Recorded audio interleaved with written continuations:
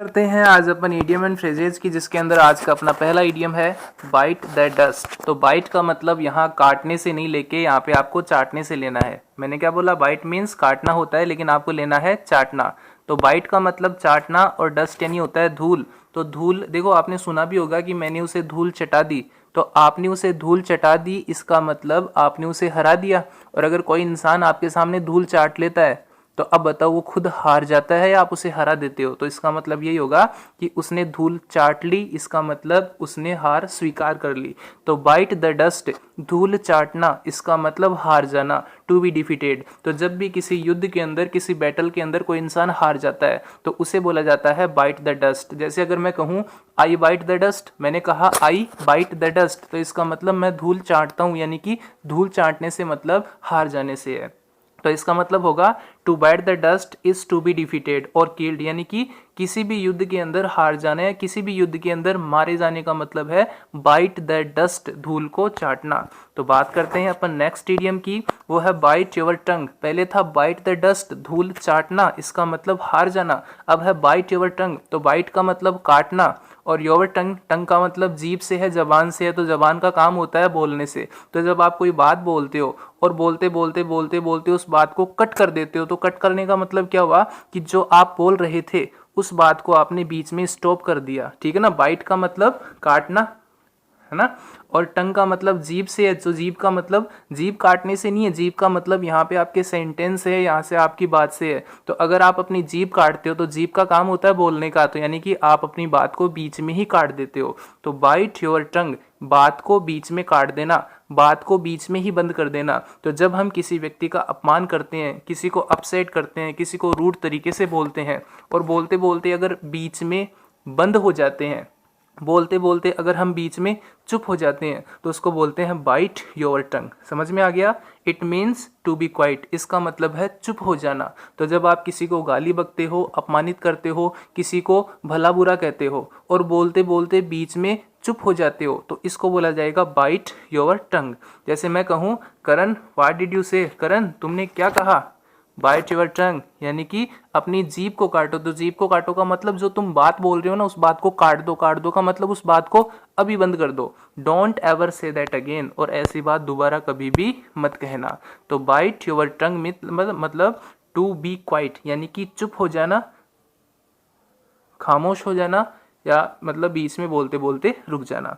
तो बात करते हैं अब नेक्स्ट इडियम की, वो है in the blink of an eye. तो ब्लिंक का मतलब होता है झपकने से और आई का मतलब होता है आंख से। तो आंख भी बोल सकते हो आप, इसको पलक भी बोल सकते हो। In the blink of an eye यानी कि आंख का झपकना। तो बताइए आंख का झपकना का मतलब काफी लंबा या बहुत ही थोड़े से समय का। तो आंख के झपकना का मतलब हो गया थोड़े से समय का काम।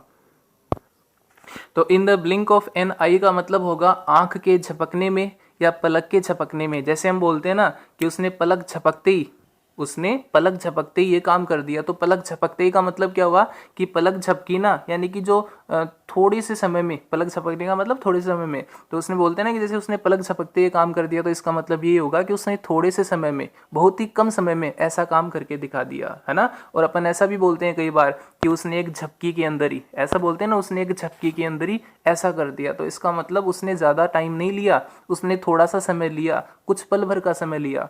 तो in the blink, in the blink यानी झपकना, ऑफ एन आई मतलब आंख का। तो आंख यानी पलक का झपकना, तो पलक के झपकने में यानी कि थोड़े से समय में। तो इसका मतलब होगा if something happens in the blink of an eye, अगर कोई भी चीज आंख के या पलक के झपकने में होती है तो पलक के झपकने में कितना टाइम लगता है वो आप जानते ही हो। तो इसका मतलब हो गया इट हैपन्स वेरी क्विकली, वह चीज बहुत ही तेजी से हो जाती है। तो कोई भी काम, कोई भी एक्शन, कोई भी क्रिया अगर वो पलक झपकते ही होती है तो इसका मतलब वो बहुत ही जल्दी हो जाती है।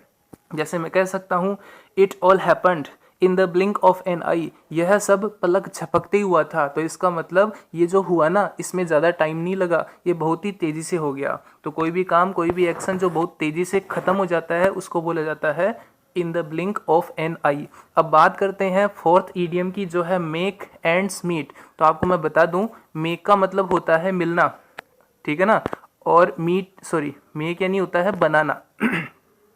मेक का मतलब तो होगा, एक मिनट, हाँ, मेक मीन्स, एक मिनट, ये थोड़ा सा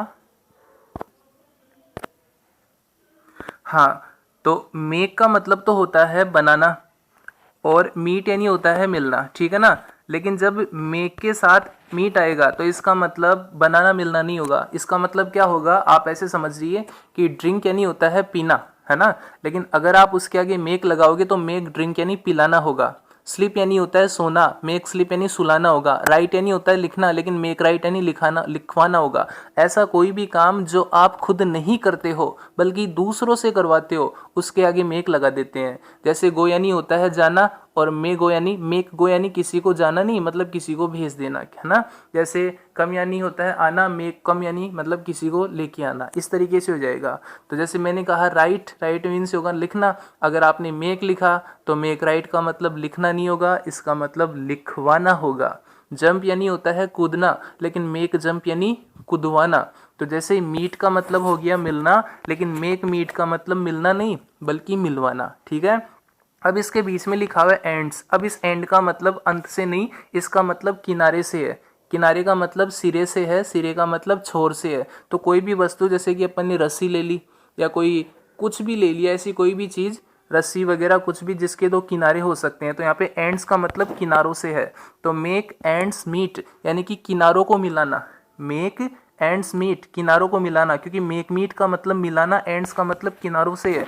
तो मेक एंड्स मीट का मतलब किनारों को मिलाना। तो किनारों को मिलाने का मतलब क्या हो गया। अब आप इसका अर्थ क्या है वो इस एग्जाम्पल से देखो। इसमें लिखा हुआ है I have to work at 2 jobs. मुझे 2 जगह काम करना पड़ता है। I have to work at 2 jobs, मुझे 2 जगह काम करना पड़ता है। To make ends meet, to make ends meet यानी किनारों को मिलाने के लिए। तो किनारों को मिलाने से आप ऐसे सपोज करो कि आप किसी गठरी को बांध रहे हो, किसी गट्ठर को बांध रहे हो रस्सी से। अगर आपको रस्सी से उस गट्ठर को बांधना है तो आपके पास इतनी रस्सी होनी चाहिए कि उस रस्सी के दोनों किनारे आपस में मिल जाएं। यही होगा ना। आप अगर किसी गठरी को बांधोगे तो आपके पास रस्सी कम से कम इतनी होनी चाहिए कि आपके दोनों किनारे है ना आपस में टच हो जाएं। अगर आपकी रस्सी के दोनों किनारे आपस में टच हो जाएंगे, अगर आप दोनों किनारों को आपस में मिला दोगे, तो इसका मतलब आपकी आवश्यकता की पूर्ति हो गई। आपकी आवश्यकता क्या थी, आपकी आवश्यकता इतनी थी कि इस गठरी के मतलब हमारे पास कम से कम इतनी रस्सी होनी चाहिए कि दोनों जो किनारे हैं ना रस्सी के वो आपस में मिल जाएं। अगर वो आपस में मिल जाएंगे तो ये रस्सी भी आराम से बन जाएगी। यही तो होगा। तो मेक एंड्स मीट किनारों को मिलाना, इसका मतलब आवश्यकता की पूर्ति करना, ठीक है ना। अगर आपको किसी भी चीज़ की आवश्यकता है और अगर आप उसकी पूर्ति कर लेते हो तो इसको बोलेंगे मेक एंड्स मीट, यानी कि किनारों को मिलाना यानी कि आवश्यकता की पूर्ति करना। और इसका एग्जाम्पल आप उस गठरी से ले सकते हो जिससे कि रस्सी से बांधा जाता है। तो जब उसके दोनों किनारे मिल जाते हैं तो मतलब जो आपकी आवश्यकता थी उसकी पूर्ति हो गई। अगर आप इसका दूसरा अर्थ लेना चाहें तो आप ये भी ले सकते हैं, to have just enough money to pay for the things that you need, यानी कि जिन चीज़ों की आपको आवश्यकता है जिन चीज़ों की आपको आवश्यकता है उन चीज़ों के लिए पर्याप्त पैसा आपके पास होना, पर्याप्त मनी आपके पास होना। तो बात तो वही हो गई, यानी कि जितनी आवश्यकता है उतना ही चीज़ अगर हमारे पास है तो उसको बोलेंगे मेक एंड्स मीट, यानी कि किनारों को मिलाना। जैसे मैं कहूँ कि I can make my ends meet, I can make my ends meet because I am a teacher. मैं कह सकता हूँ कि मैं अपनी आवश्यकताओं की पूर्ति कर सकता हूँ, मैं अपने किनारों को मिला सकता हूँ। क्यों? क्योंकि मैं एक टीचर हूँ। तो इतना पैसा तो मेरे पास आ ही जाता है कि मैं अपने जो रोटी कपड़ा मकान है उनकी आवश्यकताओं की पूर्ति कर सकता हूँ। तो मेक एंड्स मीट का मतलब किनारों को मिलाना, यानी कि इतनी चीज़, कोई भी वस्तु, कोई भी ले लो, पैसा भी हो सकता है, वस्तु भी हो सकती है, इतनी मात्रा में आपके पास हो कि आपकी आवश्यकता की पूर्ति हो जाए। इसके बाद में बात करते हैं नेक्स्ट ईडियम की। तो अगला ईडियम है ब्लाइंड एली। ब्लाइंड का मतलब होता है अंधा और एली का मतलब होता है गली से।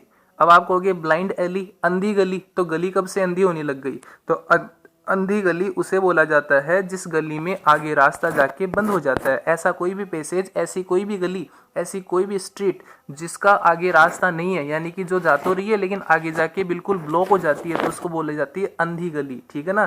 तो ब्लाइंड एली यानी कि अंधी गली। अब सपोज कीजिए आप किसी गली में घुस जाते हो, चलते रहते हो, लेकिन लास्ट में जाके आपको पता चलता है कि ये गली तो खत्म हो गई, इसका तो कोई आगे रास्ता ही नहीं जाता। तो बताओ क्या उस गली पे या उस गली में जाने का कोई फायदा होगा क्या? कोई फायदा नहीं होगा, क्योंकि आप एक ऐसे रास्ते पे चले गए जिस रास्ते का आगे जाके कोई रास्ता नहीं है, यानी कि जिसका रास्ता ही नहीं खुलता है। आगे जाके वो बंद हो जाता है, यानी कि आपने जो काम किया सारा का सारा यूजलेस हो गया, सारा का सारा बेकार हो गया आपका। तो ब्लाइंड एली, अंधी गली मीन्स ऐसी गली, ऐसा रास्ता, ऐसा वे जो आगे जाके बंद हो जाता है, जो आगे जाके कहीं नहीं जाता है। तो अगर आप किसी ऐसे रास्ते पे जाओगे जो आगे जाके बंद हो जाएगा, तो इसका मतलब आप किसी ऐसे काम को कर रहे हो जिस काम का कोई रिजल्ट ही नहीं आना है, जिस काम का कोई प्रोडक्शन ही नहीं आना है। ठीक है दोस्तों, अगर हम सपोज करना चाहें तो ऐसे सपोज कर सकते हैं कि जैसे कि आप अपना सब्जेक्ट कॉलेज के अंदर इंग्लिश ले लेते हो और फिर 3 4 5 साल आप इंग्लिश की स्टडी भी बहुत अच्छे से करते हो। फिर आपको अचानक से पता चलता है कि सरकार ने 3 साल पहले इंग्लिश को तो बैन ही कर दिया, यानी कि इंग्लिश को जो योग्यता होती है कि साहब आपको इंग्लिश आनी चाहिए, वो तो सरकार डिमांड ही नहीं करती है। इंग्लिश आए या नहीं आए इसका कोई फ़ायदा ही नहीं है। इंग्लिश की जो जॉब्स थी वो सारी की सारी बंद हो गई है। तो इसका मतलब क्या हुआ कि आपने जो सब्जेक्ट लिया लिया आपने जो रास्ता चुना वो रास्ता आगे जाके बंद हो गया, उसका तो कोई निष्कर्ष ही नहीं निकला, उसका तो कोई रिजल्ट ही नहीं आया। ठीक है ना। तो इसका मतलब आप एक ब्लाइंड एली में चले गए, आप एक बंद गली में चले गए, आप एक ऐसे रास्ते पे चले गए जो रास्ता आगे जाके बंद हो जाता है, जिस रास्ते पे चलने का कोई भी यूज़ नहीं था, कोई भी फ़ायदा नहीं था। तो ऐसा कोई भी काम करना जिसका कोई फ़ायदा नहीं होता उसे ब्लाइंड एली बोला जाता है। अगर आप आज के टाइम में संस्कृत लैंग्वेज सीखते हो, संस्कृत लैंग्वेज वैसे अच्छी है, लेकिन अगर हम आज के टाइम के अनुसार देखें, जैसे कि अगर आप आज के टाइम में संस्कृत सीखते हो, फिर आप सोचते हो कि मैं इंटरनेशनल लेवल पे संस्कृत के अंदर कुछ ऐसा ऐसा करूँगा, तो इसका मतलब you are going in a blind alley, आप एक बंद गली में जा रहे हो, क्योंकि ये वो गली है जिसका आगे जाके कोई भी रास्ता नहीं है। तो इसका मतलब क्या होगा, something that leads you nowhere, कोई ऐसी चीज़, कोई ऐसा रास्ता जो आपको कहीं नहीं लेके जाता, यानी कि जो आगे जाके बंद हो जाता है। और अथवा that is of no use, यानी कोई ऐसा काम, ऐसा रास्ता जिसका कोई फ़ायदा ही नहीं है। तो कोई भी ऐसा काम करना जिसका कोई रिजल्ट ही नहीं आता, जिसका कोई निष्कर्ष ही नहीं आता, that is called blind alley. ठीक है। जैसे आप अपने एक ऐसे फ्रेंड के साथ रहते हो जो आपकी मदद ही नहीं कर सकता, जो बिल्कुल स्वार्थी है, तो इसका मतलब वो ब्लाइंड एली है, वो तो आपके काम का ही नहीं है। जैसे मैं कहूँ all our work led us up to the blind alley, यानी कि हमारे सारे के सारे कार्य, हमारे सारे की सारी कोशिशें हमें ब्लाइंड एली की ओर लेके गई, यानी कि उनका कोई यूज़ ही नहीं था, उनसे कोई रिजल्ट ही नहीं आया। अब बात करते हैं नेक्स्ट इडियम की, वो है बर्निंग क्वेश्चन। बर्निंग यानी होता है ज्वलंत, जो जल रहा हो, और क्वेश्चन यानी होता है प्रश्न, और प्रश्न से हमारा मुद्दे से है। तो बर्निंग क्वेश्चन का मतलब हो गया ज्वलंत प्रश्न। तो ज्वलंत प्रश्न किसको बोलेंगे, किसी ऐसे मुद्दे को बोलेंगे जो बड़ा हॉट हो, जो बड़ा क्रूसियल हो, जो बड़ा अर्जेंट हो। तो ऐसा कोई भी मुद्दा, ऐसा कोई भी इशू, ऐसा कोई भी मुद्दा, ऐसा कोई भी इशू जो लोगों का ध्यान अपनी ओर अट्रैक्ट करता हो, खींचता हो, और जिसका आंसर देना ज़्यादा ज़रूरी हो, that is called burning question. जैसे मैं कह सकता हूँ Kashmir problem is the burning question, जो कश्मीर की समस्या है वो एक बर्निंग क्वेश्चन है, वो एक ज्वलंत प्रश्न है, वो एक ज्वलंत मुद्दा है। तो ऐसा कोई भी इशू, ऐसा कोई भी मुद्दा जो काफ़ी हॉट हो, जो काफ़ी क्रूसियल हो, और जिसका आंसर देना कंपल्सरी हो, that is called burning question. जैसे corona virus is a burning question. Corona virus एक बर्निंग क्वेश्चन है, वो एक ज्वलंत मुद्दा है, वो एक ऐसा मुद्दा है जिसका समाधान आपको करना ही पड़ेगा, और अगर आप समाधान नहीं करते हो तो फिर आप संकट में आ जाओगे। तो बर्निंग क्वेश्चन का मतलब कोई भी ऐसा अर्जेंट क्रूसियल इश्यू, कोई भी हॉट टॉपिक, उसे बर्निंग क्वेश्चन कहा जा सकता है। आजकल के जो बर्निंग क्वेश्चन है, जैसे क्लाइमेट चेंज हो गया, इसके अलावा कोरोना वायरस हो गया, कश्मीर हो गया, इसके अलावा और भी बहुत सारे इश्यूज़, बहुत सारे मुद्दे ऐसे हैं जिनको सॉल्व करना, जिनको शॉर्ट आउट करना काफ़ी काफ़ी काफ़ी कंपलसरी है। तो ऐसा कोई भी मुद्दा जो बहुत ही बड़ा है, जो बहुत ही गंभीर है, जिसका समाधान बहुत ही ज़रूरी है, उसे हम बर्निंग क्वेश्चंस बोल सकते हैं। जैसे इंडिया के अंदर अभी जो पॉलिसी लागू हो रही है कि जो नॉन इंडियन है उसे अपने प्रमाण पत्र या सर्टिफिकेट दिखाने पड़ेंगे, तो इससे भी देश के अंदर काफ़ी बवाल मचा हुआ है। तो वो जो टॉपिक है वो भी एक बर्निंग क्वेश्चन है, वो भी एक ज्वलंत मुद्दा है। तो बर्निंग क्वेश्चन का मतलब कोई ऐसा इश्यू, कोई ऐसा टॉपिक जो बहुत ही अर्जेंट है, जो बहुत ही क्रूसियल है, जो बहुत ही हॉट है, जो बहुत ही बिग है, जिसका समाधान हमें करना ही चाहिए। बात करते हैं नेक्स्ट इडियम की, वो है अपना ब्राउन स्टडी। तो ब्राउन स्टडी का मतलब भूरा अध्ययन नहीं है कि आप कहोगे सर भूरे कलर में अध्ययन करना है, भूरे रंग के अक्षरों को पढ़ना है। नहीं, ब्राउन स्टडी का मतलब हो गया डीप थॉट। डीप थॉट का मतलब गहरे विचार। अब आप कहोगे सर ब्राउन का मतलब समझ नहीं है। देखो भाई, अगर आप शाइनी लेते हो तो शाइनी का मतलब चमकदार होता है, तो चमकदार का मतलब जो शाइनी होता है, जो चमकदार होता है, वो इंसान के प्रसन्न चित्त यानी कि इंसान के प्रसन्न मन को बताता है, इंसान के खुश मिजाज को बताता है। लेकिन जो ब्राउन कलर होता है, जो थोड़ा डल होता है, वो इंसान की सैडनेस को शो करता है। तो ब्राउन का मतलब सैडनेस से हो गया, ठीक है ना। तो ब्राउन स्टडी का मतलब हो गया डीप थॉट। तो जब भी आप गहरे विचारों में खो जाते हो उसको बोला जाता है ब्राउन स्टडी, ठीक है ना। और समथिंग कब बोला जाएगा, जब आप विशेषकर दुखी रहोगे तो उसे डीप थॉट ब्राउन स्टडी बोला जाएगा। जैसे मैं कह सकता हूँ कि he is lost in a brown study. तो he is lost in a brown study का मतलब हो गया कि वह अपने डीप थॉट्स के अंदर, वो अपने दुखी वाले विचारों के अंदर खो गया सिंस मॉर्निंग, सुबह से। तो जब भी कोई इंसान बड़ा दुखी होता है और गहरे विचारों में चला जाता है तो that is called brown study, ठीक है। अब फॉर एग्जाम्पल अगर हम बात करें तो जैसे कोई पर्सन है, कोई स्टूडेंट है जिसने आईएएस का एग्ज़ाम दिया लेकिन उसका सिलेक्शन नहीं हुआ, तो सिलेक्शन नहीं हुआ तो इसके बाद में वो क्या होगा, वो ब्राउन स्टडी वाली स्टेट में चला जाएगा, वो डीप थॉट वाली स्टेट में चला जाएगा। स्पेशली उसके जो थॉट्स होंगे वो सारे के सारे सैड होंगे। तो जब भी कोई इंसान गहरे विचारों में चला जाता है और दुखी होता है तो उसे बोला जाता है ब्राउन स्टडी। अब बात करते हैं नेक्स्ट इडियम की, जो है कट वंस टिथ ऑन। तो देखिए, कट का मतलब काटना भी होता है और कट का मतलब कुतरना भी होता है, और टिथ का मतलब हो गया दांतों से। तो कट वंस का मतलब आप चाहो तो एक बार हिज भी कर दो क्योंकि आपको बेटर समझ में आएगा। जैसे मैंने कहा कट हिज टिथ ऑन, तो कट हिज टिथ का मतलब अपने दांतों को काटना, अपने दांतों को कुतरना। तो आपने देखा होगा जो छोटे बच्चे होते हैं, जैसे उनके दूध के दांत आने लगते हैं तो दांत आते ही उनके दांतों में खुजली सी होती है, फिर वो कभी किसी को कभी किसी चीज़ को अपने दांतों में लेकर के और उसको चबाते रहते हैं, चबाते रहते हैं। तो जब कोई भी छोटा बच्चा चीज़ को अपने मुंह में लेके उसको दांतों से काटता है या कुतरता है ना, तो इसका मतलब ये हो गया कि वो इस संसार की चीज़ों के बारे में जो शुरुआती एक्सपीरियंस है, जो अर्ली एक्सपीरियंस है ना, उसको धीरे धीरे गेन कर रहा है। तो जब कोई भी इंसान किसी भी कार्य में शुरुआती नॉलेज लेता है, इनिशियल एक्सपीरियंस प्राप्त करता है, उसका फर्स्ट एक्सपीरियंस होता है, उसे बोलते हैं कट वंस टीथ ऑन, यानी कि दांतों को काटना। तो दांतों को इंसान कब काटता है, जब उसके दांत आते हैं। तो इसका मतलब उसने प्रारंभिक अनुभव लेना शुरू कर दिया। जैसे हम किसी को बोलते हैं कि इसके तो भी दूध के दांत ही नहीं टूटे, तो दूध के दांत ही नहीं टूटेगा मतलब इसको भी कोई भी एक्सपीरियंस नहीं है। तो जब इंसान अपने दांतों से काटना शुरू करता है तो उसे धीरे धीरे उन चीज़ों के बारे में एक्सपीरियंस मिलता जाता है। अगर कोई किसी मुलायम चीज़ को काटेगा तो उसे अच्छा लगेगा, उसे दांतों से काटने पे ही पता चलेगा कि इसकी सरफेस कैसी है, ये कैसा है, ये कैसा है। तो कट वंस टीथ ऑन का मतलब गेट ऑन अर्ली एक्सपीरियंस, शुरुआती अनुभव प्राप्त करना, और फर्स्ट एक्सपीरियंस या पहला अनुभव प्राप्त करना। तो जब भी कोई इंसान किसी भी कार्य में, किसी भी सेक्टर के अंदर शुरुआती अनुभव लेता है, अर्ली एक्सपीरियंस लेता है, तो उसे कट वंस टीथ ऑन, उसे दांतों को काटना कहा जाता है। जैसे मैंने कहा yesterday I cut my teeth on cricket, कल मैंने क्रिकेट के अंदर अपने दांतों को काटा। तो दांतों को काटने का मतलब मैंने एक्सपीरियंस प्राप्त किया। जैसे मैं कह सकता हूँ Sarita cut her teeth on driving, Sarita cut her teeth on driving, Sarita ने ड्राइविंग में अपने दांतों को काटा। तो दांतों को काटने से का मतलब है कि उसने एक्सपीरियंस प्राप्त किया। और आगे क्या लिखा हुआ है, when her father gifted her a new car, जब उसके पिता ने उसे एक नई कार दी। तो सरिता ने ड्राइविंग के अंदर अर्ली एक्सपीरियंस प्राप्त किया। कब प्राप्त किया, जब उसके पिता ने उसको एक नई कार दी। तो कट हिज टिथ, तो इसका मतलब अपने दांतों को काटना। और अपने दांतों को कब काटा जाता है, जब हम शुरुआती एक्सपीरियंस, शुरुआती अनुभव प्राप्त करते हैं।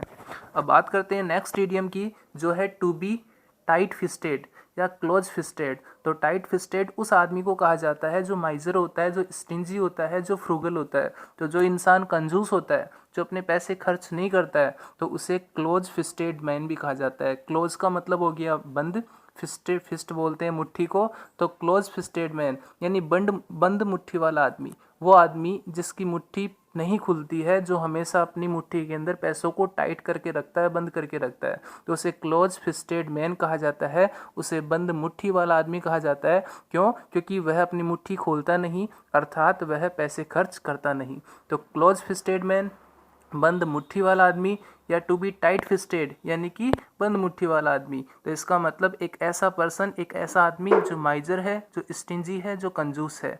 तो इसका मतलब क्या होगा, a person who doesn't spend money, एक ऐसा आदमी जो पैसा खर्च नहीं करता है, उसे क्लोज फिस्टेड मैन यानी कि बंद मुट्ठी वाला, यानी कि कंजूस कहा जाता है। जैसे मैं कहूँ Ravi is a close fisted man, Ravi एक क्लोज फिस्टेड मैन है, बंद मुट्ठी वाला आदमी है, यानी वो अपनी मुट्ठी नहीं खोलता है। मुट्ठी नहीं खोलने का मतलब वो अपनी मुट्ठी ढीली नहीं करता है, यानी कि वो पैसे खर्च नहीं करता है। तो ऐसा कोई भी इंसान जो कंजूस है, जो माइजर है, जो स्टिंजी है, उसे क्लोज फिस्टेड पर्सन कहा जाता है। नेक्स्ट इडियम है कैरेट एंड स्टिक। तो कैरेट का मतलब गाजर से है और स्टिक का मतलब छड़ी से है। आपने देखा होगा दो टाइप के लोग होते हैं, कुछ एक लोग ऐसे होते हैं जो प्रेम से मान जाते हैं और कुछ एक लोग ऐसे होते हैं जो प्रेम से नहीं मानते हैं, जिसके बारे में कहावत है कि लातों के भूत बातों से नहीं बांधते हैं। तो कुछ एक तो बातों के भूत होते हैं जो प्रेम से मीठा बोलने से ही काम कर देते हैं और कुछ एक लातों वाले भूत होते हैं जो लातों के बिना तो मानते ही नहीं है। तो कैरेट एंड स्टिक। तो कैरेट का मतलब गाजर से है, स्टिक का मतलब छड़ी से है, लकड़ी से है। तो गाजर का मतलब प्रेम से और स्टिक का लकड़ी का मतलब है यानी कि मार से, सजा से, पनिशमेंट से। तो इस पूरे इडियम का नेम तो ऐसे होगा कैरेट एंड स्टिक पॉलिसी, यानी कि गाजर और छड़ी वाली नीति। तो इसका मतलब mixture of rewards and punishment. तो जब आप किसी भी चीज़ में दोनों चीज़ों को मिक्सचर कर देते हो, दोनों चीज़ को मिला देते हो, यानी कि इनाम भी देते हो और सज़ा भी देते हो, यानी कि जो इंसान सज़ा से माने उसको सज़ा देते हो, जो इंसान इनाम से माने उसको इनाम दे देते हो। तो इसको कैरेट एंड स्टिक पॉलिसी कहा जाता है, यानी कि गाजर और छड़ी वाली नीति कहा जाता है, यानी कि जो जैसे माने उसे वैसे ही मनाना। तो जैसे मैं कहूँ कि my father uses carat and stick policy with me, मेरे पिता मेरे साथ गाजर और छड़ी वाली नीति अपनाते हैं, यानी कि अगर मैं प्रेम से समझता हूँ तो प्रेम से समझा देते हैं और जब उन्हें लगता है कि ये प्रेम से नहीं समझेगा तो फिर वो छड़ी से समझा देते हैं। जैसे मैं कहूँ she use the carrot and stick method, उसने कैरेट और स्टिक वाली मेथड काम में लिया to win the support of people, लोगों के सपोर्ट को जीतने के लिए, यानी कि लोगों के क्या बोलते हैं, लोगों के समर्थन को प्राप्त करने के लिए। यानी कि जो लोग प्रेम से उसके वश में आ रहे थे, उसके साथ हो रहे थे, उसने उसे प्रेम से कर लिया। जो लोग उसके साथ नहीं थे उसने डरा धमका करके उसके साथ किया। जैसे चुनाव के अंदर क्या होता है कि बहुत सारे लोग पैसे बांटते हैं, बहुत सारे लोग दादागिरी करते हैं, बंदूक की नोक पे वोट लेते हैं। तो जो इंसान पैसे खर्च करके लोगों को लालच दे के वोट लेता है, यानी कि वो तो कैरेट है। और जो इंसान लोगों को डरा धमका करके गोली से कि मतलब धमकी दे दी कि अगर तुमने वोट नहीं दिया तो तुम्हारे साथ ऐसा करेंगे वैसा करेंगे, तो वो स्टिक वाली पॉलिसी अपना रहा है। लेकिन जब कोई इंसान प्रेम और स्टिक यानी कि प्यार भी देता है और मार भी देता है तो उसको बोलते हैं कैरेट एंड स्टिक पॉलिसी। तो इसका मतलब पनिशमेंट और रिवार्ड वाली नीति एक साथ अपनाना। तो आज के इडियम्स वाली सीरीज़ में इतना ही, आगे करेंगे हम नेक्स्ट वीडियो में।